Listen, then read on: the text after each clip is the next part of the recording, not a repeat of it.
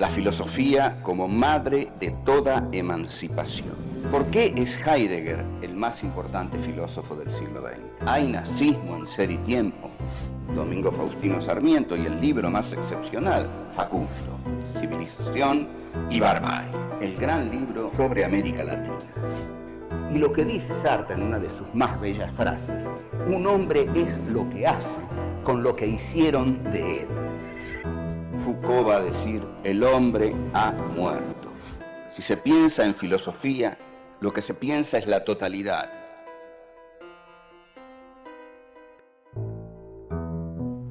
Encuentro 11. Foucault. ¿El hombre ha muerto? Si el hombre ha muerto, ¿quién está en las calles? ¿Por qué escribe Foucault una historia de la locura? ¿Cómo logra el poder imponer su verdad?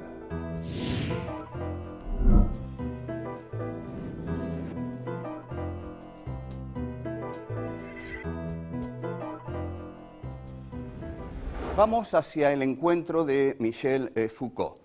Michel Foucault es la gran estrella del pensamiento francés que surge a mediados de la década del 60. Como gran estrella del pensamiento francés, también se presenta como el sucesor de Jean-Paul Sartre, que lo había sido en los finales de la década del 40, durante toda la década del 50, y comienza aquí entonces el pensamiento estructuralista. El pensamiento estructuralista, el puntapié inicial lo había dado Lévi-Strauss, Claude Lévi-Strauss, con dos obras fundamentales como El pensamiento salvaje y Antropología estructural. Ninguno de los estructuralistas va a estar satisfecho o contento cuando le digan estructuralista, salvo quizá Lévi-Strauss, quien nunca renegó de ese concepto. La aparición de Michel Foucault es una aparición espectacular realmente, y lo hace con un libro que tiene un enorme éxito y que es Las palabras y las cosas. Las palabras y las cosas, vamos a ir a lo que se dice al grano. La fórmula que trae Las palabras y las cosas, basándose un poco en Nietzsche, es: el hombre ha muerto. El hombre ha muerto. Frase que puede despertar nuestra curiosidad, indudablemente, pero para eso la elabora Foucault, digamos, para despertar la curiosidad de los lectores y que lean su libro. Entonces, Foucault es un seguidor de Nietzsche, y de Nietzsche a través de la lectura que Heidegger hace de Nietzsche. Foucault dice que él leyó a Heidegger en 1951 y que tiene miles de páginas de Heidegger marcadas, señaladas, escritas en los márgenes, etc. La idea de la muerte del hombre es paralela al concepto de Nietzsche de la muerte de Dios. Si ha muerto Dios, ahora muere el hombre. ¿En qué sentido muere el hombre? Esto es realmente complejo. Lo que se propone hacer Foucault, lo que se propone hacer el estructuralismo es, atención, salir del sujeto. Ese sujeto que Descartes en 1637 pone ahí en la centralidad como punto de partida epistemológico único, el ego cogito ergo sum, el yo pienso, ese sujeto centralizado, ese sujeto que domina todo el conocimiento y toda la realidad, va a ser cuestionado por Descartes y va a decir: el sujeto no está en el centro ni domina la realidad. El sujeto, por el contrario, pertenece a lo que Foucault va a llamar la trama histórica. Está en algún lugar de la trama histórica, pero no es un sujeto constituyente de la realidad, sino que es un sujeto constituido por las relaciones de la estructura. O sea, lo que viene a hacer Foucault es sacar el sujeto de la centralidad donde lo había puesto Descartes y donde Foucault dice que lo mantuvo Sartre, para ponerlo dentro de la estructura estructuralista, digamos así, para ponerlo dentro de la estructura. Entonces, yo voy a decirle un poco desde ahora, lo que hacen estos pensadores franceses es seguir a Heidegger. Lo que hace Heidegger, el segundo Heidegger, es justamente una crítica despiadada a Descartes, que lo hace en sus 2 tomos sobre Nietzsche y en los seminarios que da sobre Nietzsche de 1935 a 1940, en los que dice que Descartes hace una antropología, es decir, un estudio del hombre. Es el hombre el que Descartes pone en la centralidad. Ese hombre puesto en la centralidad, va a decir Heidegger, es el hombre que olvida al ser y se dedica a la conquista de los entes. Entonces, lo que hace el pensamiento francés es salir del sujeto para poder entrar en Heidegger. Lo voy a explicar bien. El pensamiento francés, esto es quizás algo que un poco lateral, pero muy importante. El pensamiento francés, a mediados de los años 60, veía ya claramente, y esto está en un texto de Derrida, Espectros de Marx, veía claramente la caída del marxismo, la caída de la Unión Soviética. En realidad, Jacques Derrida dice en Espectros de Marx, nosotros ya desde los juicios de Moscú y desde Hungría, ni siquiera necesitamos esperar a la primavera de Praga, veíamos que la Unión Soviética se caía y que el marxismo no nos servía más como instrumento de conocimiento de la realidad. Entonces necesitan una crítica a la modernidad capitalista que no provenga de Marx, y la encuentran en Heidegger. Heidegger, efectivamente, es uno de los más grandes críticos de la modernidad capitalista en tanto técnica apropiadora de los entes, de los objetos, de la realidad. Entonces, lo toman a Heidegger, pero para tomarlo a Heidegger tienen que adaptarse a él, porque Heidegger es el filósofo que liquida al sujeto, porque va a decir, esta apropiación que hace el ente antropológico de la realidad no es el sujeto no es lo que constituye la realidad, sino que la realidad es ahora apropiada por la técnica del sujeto. Esto va a quedar claro en un próximo bloque.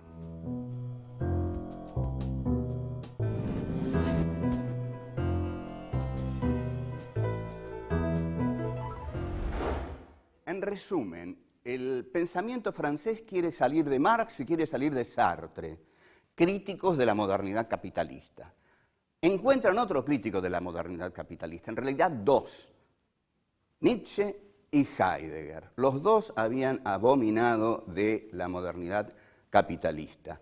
Heidegger había dicho que esa modernidad capitalista que comienza en Descartes, poniendo el sujeto en la centralidad, había olvidado al ser y se había concentrado en la conquista de los objetos, de los entes, se había perdido en eso. Al contrario de los griegos no partían del sujeto, los griegos estaban en estado de abierto con el ser y tenían una, relación de encuentro con el ser, ¿no? Algo que mucho más tarde Heidegger le va a poner un nombre Ereignis, es decir, un momento en el cual el hombre se encuentra con la plenitud del ser. Esto se pierde en Descartes. Entonces, el sujeto muere en Heidegger y Foucault también dice, hay que terminar con el sujeto como punto de partida epistemológico. Entonces, lo que vamos a poner en el centro ahora es la estructura. Y al sujeto lo vamos a poner dentro de la estructura. O sea, para salir de Heidegger había que poner al sujeto dentro de la estructura y someterlo a infinidad de determinaciones. Sin embargo, las palabras y las cosas y la fórmula el hombre ha muerto no tiene fortuna inicialmente, porque Foucault publica en 1966 su libro Y en mayo de 1968 ocurre el Mayo francés.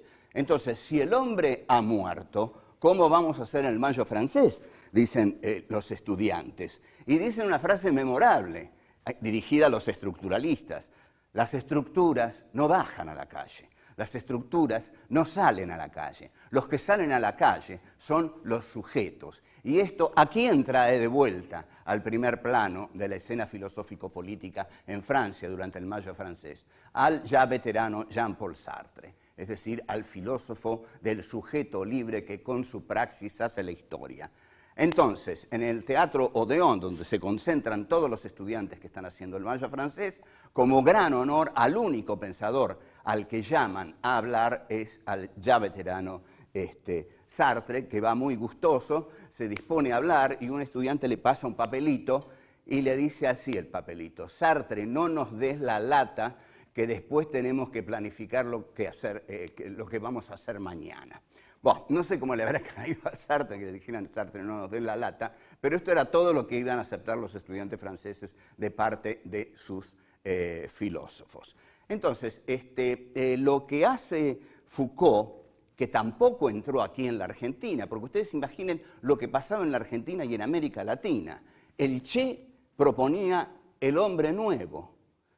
Se hablaba del nuevo hombre, se vivía un estado revolucionario en toda América Latina a través de las guerrillas latinoamericanas que requerían a un hombre nuevo dispuesto a jugarlo todo, a dar su vida, a entregar todo lo que podía entregar, sobre todo lo máximo, su vida, y la fórmula de Foucault tardó mucho en entrar. Ahora bien, en Las palabras y las cosas no tanto, pero ya el libro que más entró aquí de Foucault es el segundo gran libro de Foucault, aunque antes hay otros, pero el más conocido, que es Vigilar y castigar, que es un libro sobre las prisiones, en el cual Foucault analiza lo que él va a llamar las sociedades disciplinarias. Para Foucault, y en este sentido el aporte de Foucault es invalorable, invalorable, voy a decirlo contundentemente, Foucault es un brillante analista del poder. No ha habido quizá un analista del poder más brillante y exhaustivo que Foucault. Lo único que le costó mucho explicar es cómo uno se resiste al poder. Foucault lanza una fórmula: donde hay poder, hay resistencia al poder. Ahora, se pasa demasiados años explicando el poder y la resistencia al poder no aparece nunca. Incluso sus discípulos, hacia 1978, 79, le dicen, bueno, pero Michel, ¿cómo nos resistimos a este poder que describiste durante tantos años con tanta plenitud? ¿Cómo describe Michel Foucault el poder? ¿Cuáles son los poderes de los que se ocupa?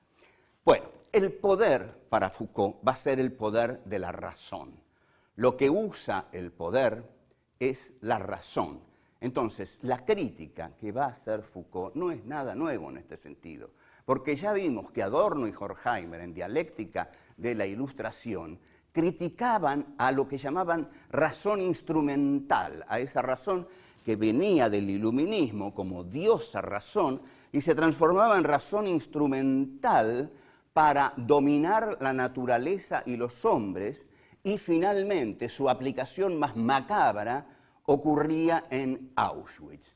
Ahí entonces Michel Foucault se basa en ese texto de Adorno y Horkheimer, se basa también en la concepción que tiene Heidegger de la razón, y va a desarrollar su propia concepción de la razón en dos libros fundamentales: Historia de la locura en la época clásica y Vigilar y castigar. Volvemos.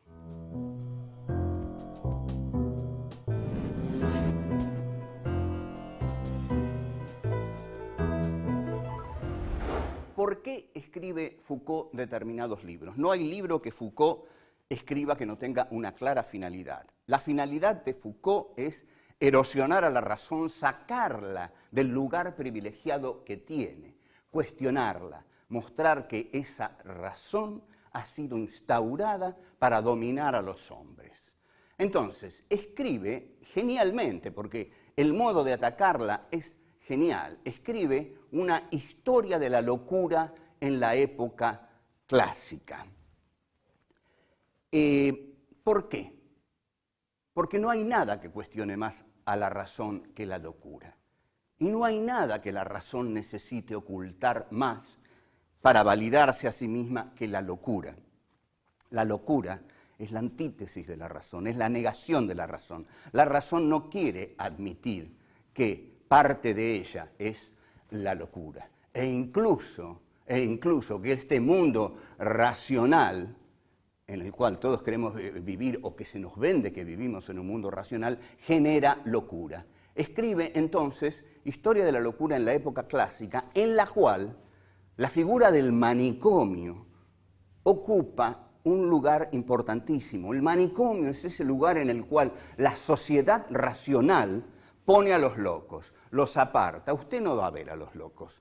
Usted va a andar tranquilo por esta sociedad racional, bien organizada, aunque, digamos, haya embotellamientos, piqueteros, todas esas cosas que les disgustan a la gente, que les disgusta a la gente que anda por la calle, pero es una sociedad racional. Y más, si pensamos que Foucault en realidad no ha dejado de pensar nunca en la sociedad francesa.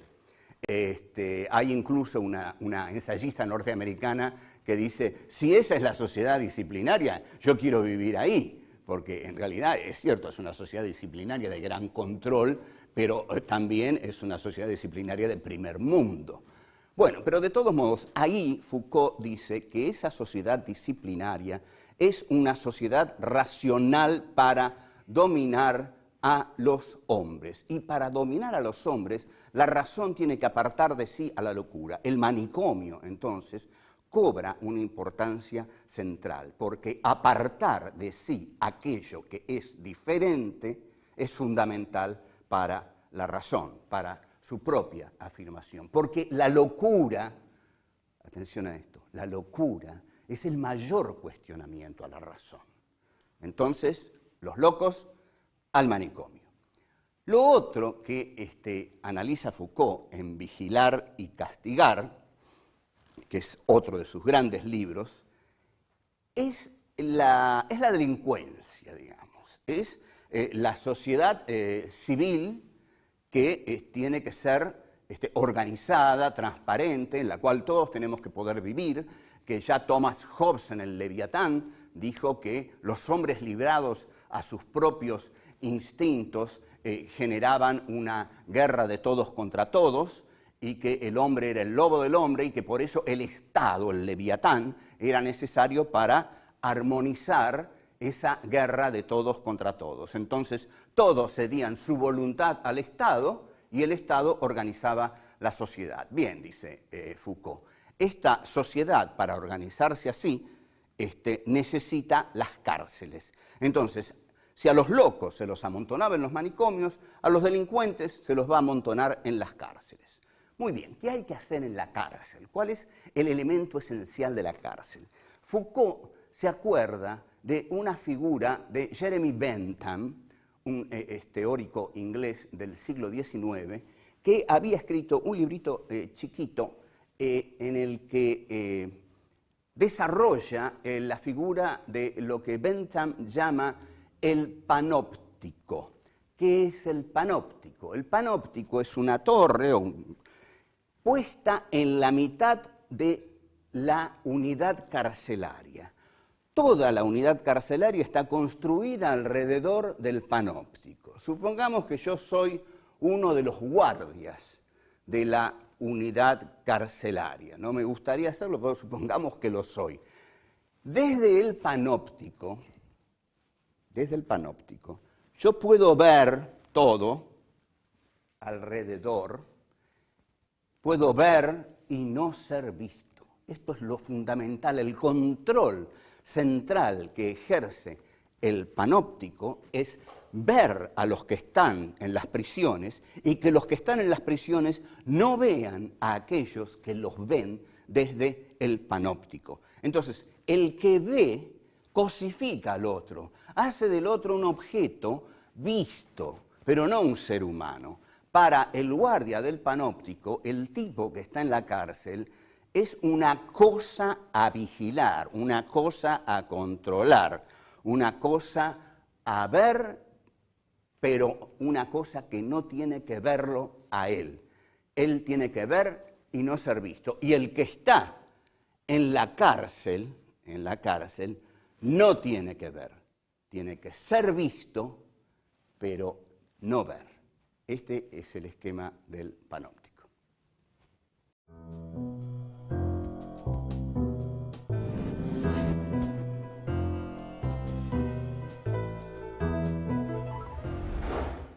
Esta relación que el poder establece con el detenido o con el hombre al que ha confinado en el manicomio es claramente una relación de exclusión.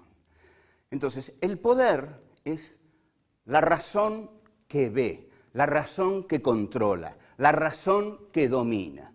Bueno, esta razón que controla, que ve, que domina, que instrumenta a los hombres, esta razón que incluso, atención a esto, que es muy fascinante en Foucault, que incluso desarrolla las ciencias humanas, no para conocer al hombre, sino para conocerlo y dominarlo mejor. Esta es una idea brillante de Foucault. Las ciencias humanas no pretenden estudiar al hombre, lo quieren estudiar para conocerlo y dominarlo mejor. Entonces, el poder tiene una capacidad enorme, gigantesca. El poder tiene el poder de imponer la verdad.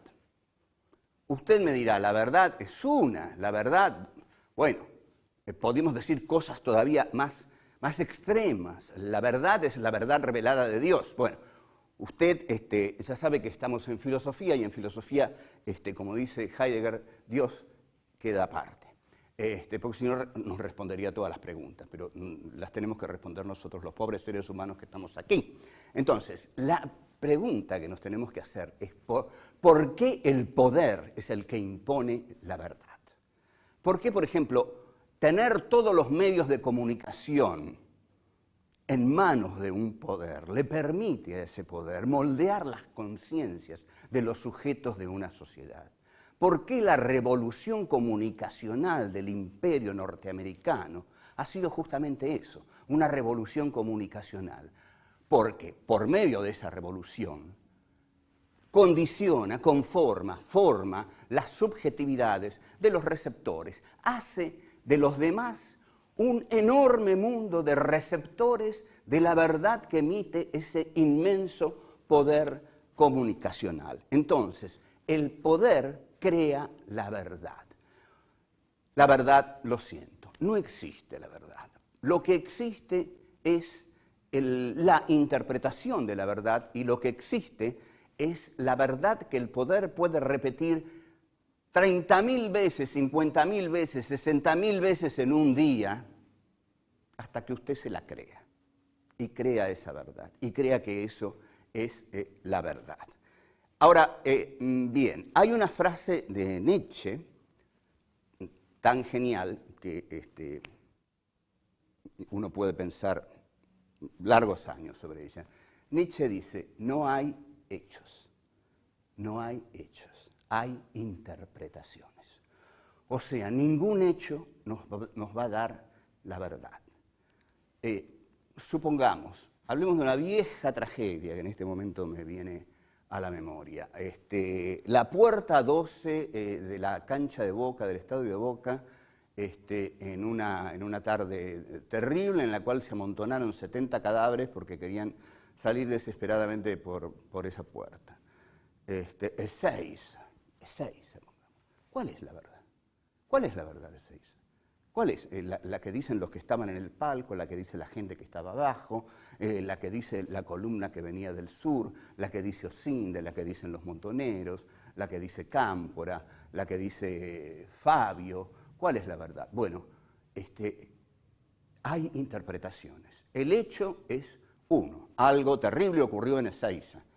pero la interpretación de ese hecho es múltiple. O sea, no hay hechos, hay interpretaciones. Si hay interpretaciones, entonces el poder tiene justamente el poderío de imponer la suya.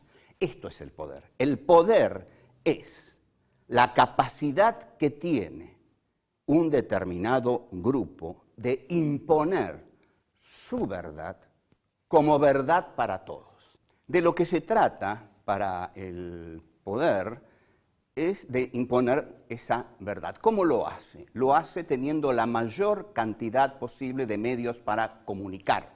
Entonces, lo que comunica el poder es la verdad del poder, la interpretación que el poder tiene de los hechos, y esa interpretación es la que conviene a los beneficios. En última instancia, la que le hace ganar más dinero, porque el objetivo del poder es o dominar o ganar más dinero. También dominar para ganar más dinero. El dinero sigue siendo la mercancía que hace mover a este mundo, como decía Sally Bowles, Liza Minnelli en Cabaret. Dinero, dinero, dinero hace caminar al mundo. En consecuencia, el poder tiene que imponer esa verdad suya y sofocar las otras verdades a través de todos los medios posibles, diarios, canales de televisión, radios y teatros, cine, todo lo que pueda conquistar para penetrar en la conciencia de los sujetos y sujetarlos, como va a decir Foucault,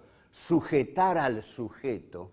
Esta es la meta del poder, sujetar la subjetividad de los sujetos, conquistarla, hacerla suya, del poder. Hasta luego.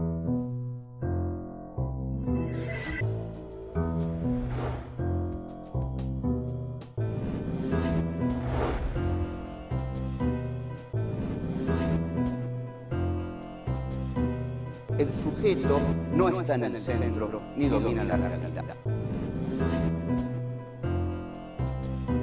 Es el hombre que olvida al ser y se dedica a la conquista de los entes. Donde hay poder, hay resistencia al poder.